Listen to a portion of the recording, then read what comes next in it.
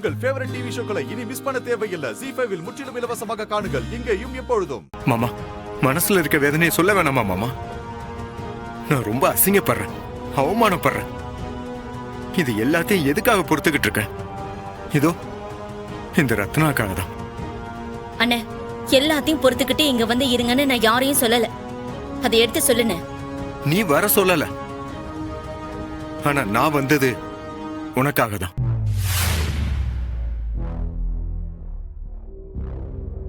ஒரு நாள் நீ மனசு மாறுவ, என்ன மன்னிப்புன்ற நம்பிக்கையில தான் நான் இங்க வந்திருக்கேன். ஏமாமா, வேலை வேணும்னா அதையே அண்ணன் கிட்ட கேக்குதிய? நீங்க படிச்சிருக்கீல, வேலைய வெளியே தேட வேண்டியதானே? நான் என்ன இன்ஜினியருக்கும் மேனேஜ்மெண்ட்டுக்குமா படிச்சேன்? பிஎட் தானே படிச்சேன். எனக்கு வேற என்ன வேலை தெரியும்? எங்கேயாவது போய் வேலை கேட்டா உடனே அந்த பள்ளிக்கூடத்துல கூப்பிட்டு வேலை கொடுத்துருவாங்களா என்ன? கொடுத்த வாத்தியார் வேலையை ஒழுங்கா பாத்துருக்கேன். அதை விட்டுவிட்டு மொத்த ஸ்கூலையும் ஆட்டையை போட பார்த்தா சும்மா விட்டுருவாங்களா? அதனால தானே இப்ப வேலை இல்லாம நிக்கிறது.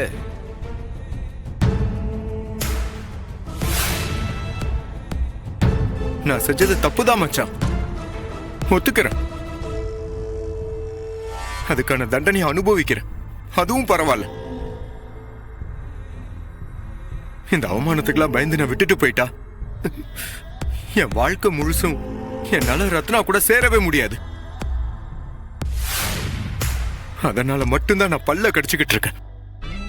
நான் கேட்கறதெல்லாம் வேற எதுவுமே இல்லை, ஒரே ஒரு வேலை, அம்புட்டுதான். அதை எனக்கா ஏற்பாடு செய்ய மாட்டீங்களா மச்சான்?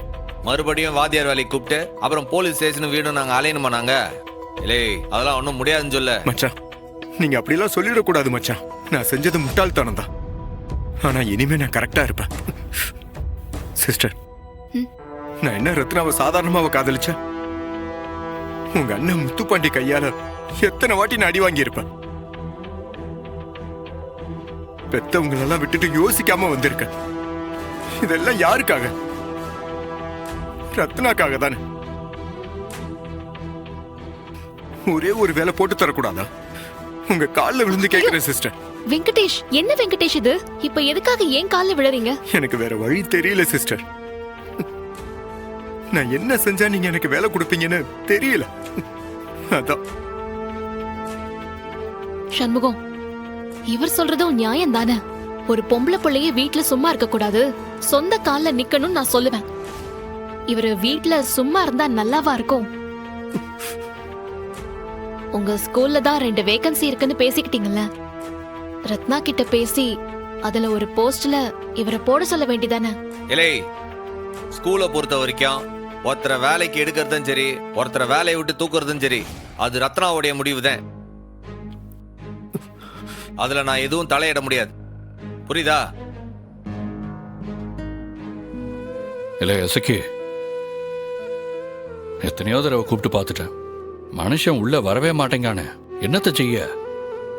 சாப்பாட்டை நானும் கொண்டு போய் கொடுத்தேன், வேணவே வேணான்னு சொல்லிட்டாவ. நாமளும் என்ன மாமா செய்ய முடியும்? ரத்னா என்னதான் சொல்லுது? அத்தா, உடைஞ்ச ரெக்கார்டு மாதிரி சொன்னதே சொல்லிட்டு இருக்கா. இப்படி ஆளுக்கு ஆளு புடிவாதம் பிடிச்சுக்கிட்டு நின்னா வீடு என்னத்துக்குல ஆவறது? வாழ்க்கை தான் என்னத்த ஆவறது? மாமா, எல்லாரும் எம்பிட்டோ பேசியாச்சு, 2 பேரும் பிடிச்ச பிடிய நிக்கிறாங்க. ஆனா ஒரு வழி இருக்கு, அத வேணா செஞ்சு பார்க்கலாம். என்னடி அந்த வழி? அண்ணன் யாரு சொன்னாலும் கேட்காது, ஆனா முத்துப்பண்டி மாமா சொன்னா கேக்கும்ல. ஏடி, இது ரொம்ப நல்ல யோசனையால இருக்கு. மாமா, நீங்க பேசினா அண்ணன் நிச்சயம் கேக்கும். ப்ளீஸ் போய் கேளுங்களேன். அது தப்புல, அப்படி கேட்கறது ரொம்ப தப்பு. இதுல என்ன மாமா தப்பு இருக்கு? என்னோட வேலை என்ன? இன்ஸ்பெக்டர். சமூகத்தோட வேலை பஞ்சாயத்து பிரசிடென்ட், மளிகை கடை ஓனரு, ஸ்கூலு கரஸ்பாண்டன்ட். நான் யாராவது குற்றவாளியை அரெஸ்ட் பண்ணி வச்சிருக்கேன்னு வை, சமூகம் என்கிட்ட வந்து அந்த கிரிமினலை விட்டுருங்க மாப்ள அப்படின்னு சொன்னா அது ரைட்டா தப்பா? அது பெரிய தப்பு மாமா.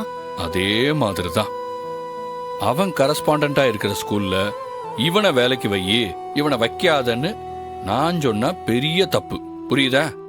ஓ, நான் என்ன சொன்னேன்? எந்த விஷயத்திலயும் முடிவெடுக்கிறதுக்கு முன்னாடி என்கிட்ட நீ கேட்க மாட்டேங்கிறது தான். வீட்டு மருமகனுங்களை வீட்டோட வச்சுக்கிறது உனக்கு வேணா புதுமையா இருக்கலாம். ஆனா அது பிராக்டிக்கலா சரியா வராதுன்னு யார் சொன்னா? நானா இல்ல உங்க அப்பத்தாவா? சொல்லு. சரி, என்ன மீறி நீ முடிவெடுத்துட்ட. அது சரியோ தப்போ அதுக்கு நான் சப்போர்ட் பண்ணியே ஆகணும். இந்த விஷயத்துல நீ தோத்து போயிடக்கூடாதுன்னு நான் எவ்வளவு கஷ்டப்படுறேன்னு உனக்கு என்னடா தெரியும்? ஏலே, எல்லாத்தையும் நானும் பார்த்துட்டு தானே இருக்கேன். எங்களுக்கும் கொஞ்சம் தெரியும்ல. அப்புறம் ஏன்டா நீ இந்த விஷயத்துல இவ்வளவு பிடிவாதமா இருக்க?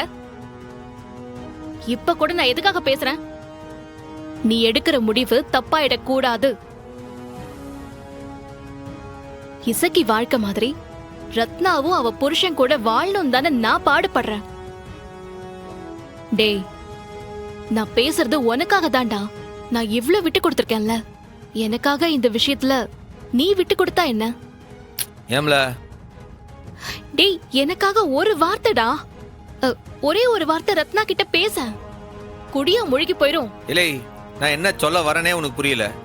என் பாயிண்ட் என்னன்றதை நீ ஏத்துக்கிடவே மாட்டிய. உறவு நான் கிட்ட பேசி என்னத்த பிரயோஜனம்? ஆக என்னதான் கரடியா கத்துனாலும் நான் சொல்றத நீ கேட்க மாட்டல்ல. நீ என்ன சொன்னாலும் அது அப்படியே வேத வாக்கா நான் எடுத்துக்கணும். ஆனா நான் சொல்ற ஒரு விஷயத்த கூட நீ கேட்க மாட்ட, அப்படிதானே? டேய், எந்திரா எந்திரா. இல்லை, எந்திரிங்கறல. ஏம்ல? தள்ளு. எங்க இப்ப நைட்ல எங்கேயாச்சும் போய் பஞ்சாயத்து கூட போறியா? தள்ளுடா.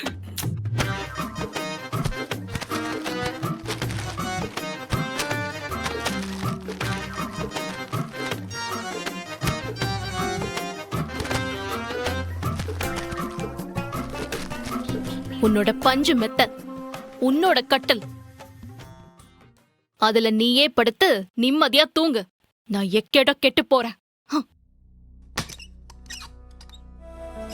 என்னல வெளியே ஏதோ பேச்சு சத்தம் கேட்டுச்சு?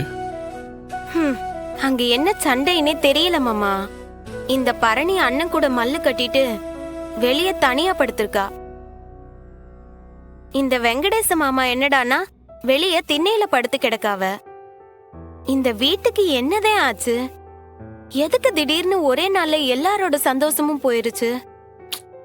என்ன தடி சொல்ல, இந்த ரத்னா வெங்கடேஷ் பிரச்சனை நம்ம பரணி சமூகத்துக்கு நடுவுல பெரிய பிரச்சனையா வந்துருமோன்னு பயமா இருக்கு.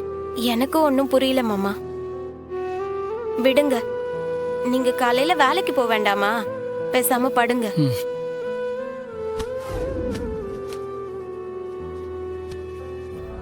ரத்னா என்ன சொன்னா சிஸ்டர்? சாரி வெங்கடேஷ், என்னால முடிஞ்ச வரைக்கும் நான் போராடி பார்த்தேன். ஒவ்வொரு முயற்சியும் தோல்வியில தான் முடியுது. ஜீ5 ஆப்பை டவுன்லோட் செய்து அனைத்து எபிசோடுகளையும் இலவசமாக பாருங்க.